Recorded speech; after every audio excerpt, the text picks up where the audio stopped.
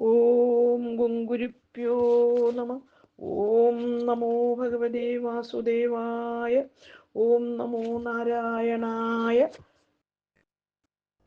നാരായണീയം ദശകം 86. ഭാരതയുദ്ധം. ശ്ലോകം 1-2. പീതാംബരം കരവിരാജിത ശംഖചക്രകൗമോദഗീ സരസിജം കരുണാസമുദ്രം രാധാസഹായമതിസുന്ദരമന്ദഹാസം വാതാലേശമനിശം ഹൃദി ഭാവയാമി. ശ്ലോകം 1. സാല്യൂപൈഷ്മി വിവാഹേ യദുബലവിജിതചന്ദ്രചൂടാത് വിമാനം വിന്ദൻ സൗവംസമായി ത്വയി വസതി കുരൂൻ ത്വത്പുരീമപ്യഭാംഗശീൻ പ്രദ്യുമ്നസ്ത്വം നിരുന്ദൻ നികുല യദുഭടൈനഗ്രഹീതുഗ്രവീര്യം തസ്യാമാത്യം ദ്രുമന്തം വ്യജനി ച സമരാസപ്ത വംശത്യഹാന്തഃ. അന്വയമർത്ഥം. ഭൈഷ്മീ വിവാഹേ, രുക്മിണി വിവാഹം നടക്കുമ്പോൾ യദുബലവിജൻ യാദവ സൈന്യത്താൽ ജയിക്കപ്പെട്ടവനും മായി മായാപ്രയോഗത്തിൽ സമർത്ഥനുമായ സഹ ആ സ്വാല്വരാജാവേ ചന്ദ്രചൂടാൻ ശിവനിൽ നിന്ന് സൗഭമെന്നു പേരുള്ള വിമാനത്തെ വിന്ദൻ നേടിയിട്ട് തൊയി അവിടുന്ന് കുരുരാജ്യത്തെ വസിക്കുമ്പോൾ കുരുരാജ്യത്തെ ഇന്ദ്രപ്രസ്ഥം വസിക്കുമ്പോൾ ത്വത്പുരീം അങ്ങയുടെ ദ്വാരകാപുരത്തെ അഭ്യഭാംക്ഷീൻ ഭഞ്ജിച്ചു. പ്രദ്യുമ്നൻ അഖില യദുഭടൈ എല്ലാ യാദവ സൈന്യത്തോടും കൂടി തം അവനെ നിരുന്തൻ തടയുന്നവനായി ഉഗ്രവീര്യം മഹാവീര്യമുള്ള തസ്യ ആ സാല്വന്റെ അമാത്യം മന്ത്രിയുമായ ദുമാനെ നിഗ്രഹിച്ചു. സമരം സ്വാല്വ യാദവ യുദ്ധം. സപ്തവിംശതിഹാന്തം 27 ദിവസം ഭജനീച്ച ഉണ്ടാകുകയും ചെയ്തു. ഹരിവു.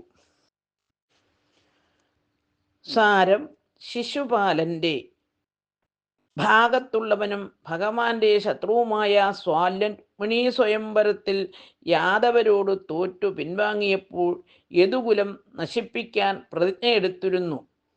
അവൻ ശ്രീ പരമേശ്വരനെ തപസ് ചെയ്ത് വാങ്ങിയ സൗഭമെന്ന വിമാനത്തിൽ കയറി ഭഗവാൻ ഇന്ദ്രപ്രസ്ഥത്തിൽ രാജസൂയത്തിനു പോയ സമയം നോക്കി ദ്വാരകാ നഗരവും ഉദ്യാനങ്ങളും തകർത്തു. പ്രദ്യുമ്നൻ അവനെയും സൈന്യത്തെയും തടയുകയും സാല്വന്റെ മന്ത്രിയും അതിബലവാനുമായ ദ്രുമാനെ വധിക്കുകയും ചെയ്തു. യുദ്ധം 27 ദിവസം നീണ്ടുനിന്നു. ഹരിവും. ഓം ഗുങ്കുരുഭ്യോ നമ. ഓം നമോ ഭഗവതേ വാസുദേവായ. ഓം നമോ നാരായണായ. ശ്ലോകം 2. താവന്ത്വം രാമശാലീ ത്വരിതമുപഗത ഖണ്ഡിതപ്രായ സൈന്യം സൗഭേശം തം നിരുന്ധ്യാസാച കില ഗദയാശാർഗമഭ്രംശയത്തെ മായാദാതം വ്യഹിംസീദപിതവ പുരതസ്തം ത്വയാഭിക്ഷണാർത്ഥം നാജ്ഞായിത്യാഹുരേകതം ഇദം അവമതം വ്യാസയേവന്നശയതീൻ. അന്വയം അർത്ഥം. താവൻ അപ്പോൾ, ത്വം അവിടുന്ന്, രാമശാലി ബലരാമനും ഒന്നിച്ച്, ത്വരിതം വേഗം, ഉപഗതം വന്നു, ഖണ്ഡിതപ്രായ സൈന്യം പ്രദ്യുമ്നാദികളാലും യദുക്കളാലും നശിക്കപ്പെട്ട സ്വാല്വസൈന്യത്തോടു കൂടിയ തം ആ സൗഭേശം സൗഭമെന്ന വിമാനത്തിൻ്റെ ഉടമയായ സാലുവിനെ നിരുന്താഹ അവിടുന്ന് തടഞ്ഞു. സാച്ച അവനും ഗതയ ഗത കൊണ്ട് തേ അങ്ങയുടെ ശാർഗമെന്ന വില്ലിനെ അപ്രംശയൻ താഴെ പതിപ്പിച്ചു. തവ അവിടുത്തെ പുരത മുമ്പിൽ വെച്ച് മായാദാതമഭി മായ കൊണ്ട് നിർമ്മിച്ച ഭഗവാന്റെ നാഥനായ വസുദേവനെ ബഹിംസീൻ വധിക്കുകയും ചെയ്തു. തൻ അതിനെ ത്വയാ അഭി അങ്ങയാലും ക്ഷണാർത്ഥം അല്പനേരം ന അജ്ഞായി അറിഞ്ഞില്ല.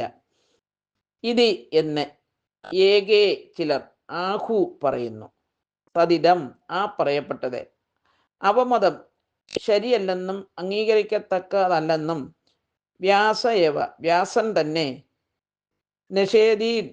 നിഷേധിച്ചിരിക്കുന്നു. ഹരിവും സാരം. ഇന്ദ്രപ്രസ്ഥത്തിൽ ദുർനിമിത്തങ്ങൾ കണ്ട് ഭഗവാൻ ബലരാമനും ഒന്നിച്ച് വേഗം ദ്വാരകയിലെത്തിയപ്പോൾ സ്വാല്യന്റെ സൈന്യം ഒട്ടുമുക്കാലും ഒടുങ്ങിയിരുന്നു. പ്രധാനമായും സ്വാല്യനെ വധിച്ചാൽ കാര്യം തീരുമെന്ന നിലയിലായിരുന്നു ഭഗവാൻ. മായാവിമാനമുള്ളവനുമായ സ്വാല്വനെ തടഞ്ഞു. സ്വാല്വൻ ഗത കൊണ്ടു ഭഗവാന്റെ ശാർഗം എന്ന വില്ല് താഴെ തെറിപ്പിച്ചു. സാൽവന്റെ ശക്തി പ്രസിദ്ധമാകട്ടെ എന്ന് കരുതിയാണ് അങ്ങനെ ചെയ്യിച്ചത്.